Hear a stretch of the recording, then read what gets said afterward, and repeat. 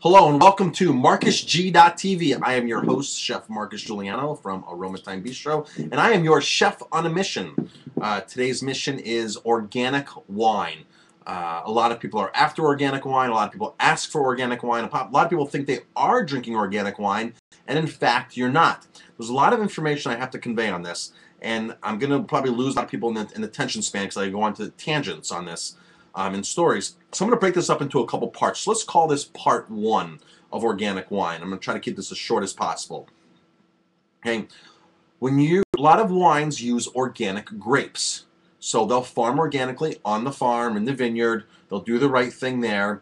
But when it comes as to putting the grapes into the actual building, the winery, not the vineyard, the winery, two things, a vineyard and a winery, two different locations, could be owned by the same.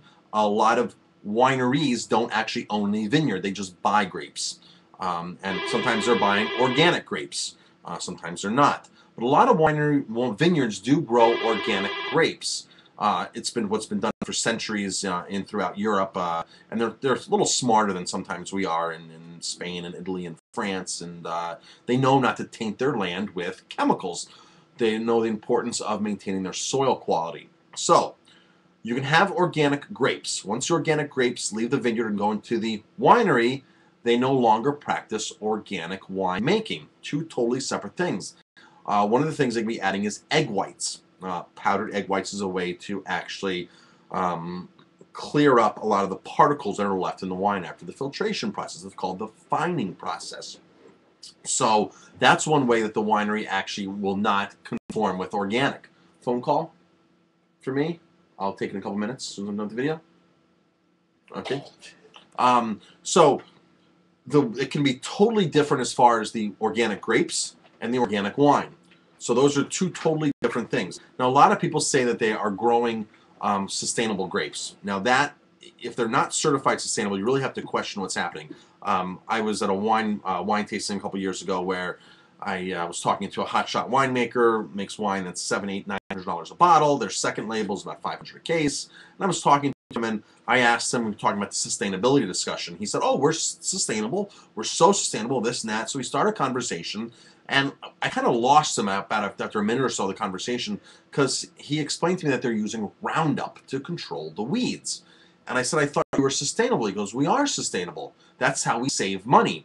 We can sustain our bank account by spraying Roundup as opposed to paying people." And I said, "Well, if you're sustainable, aren't you employing goats or sheep to do your weeding?"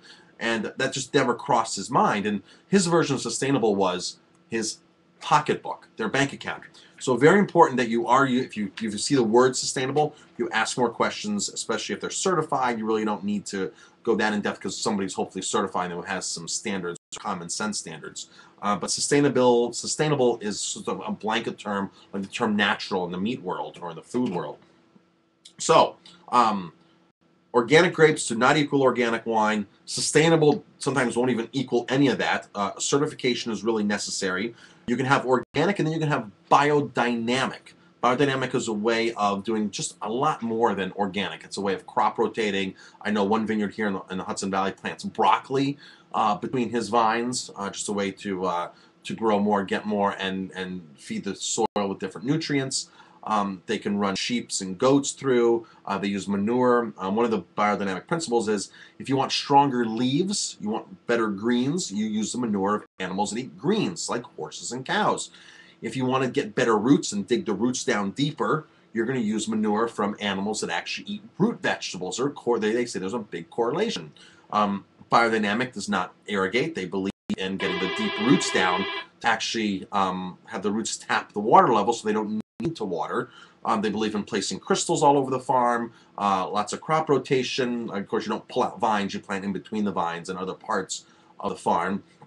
You make all of your own compost.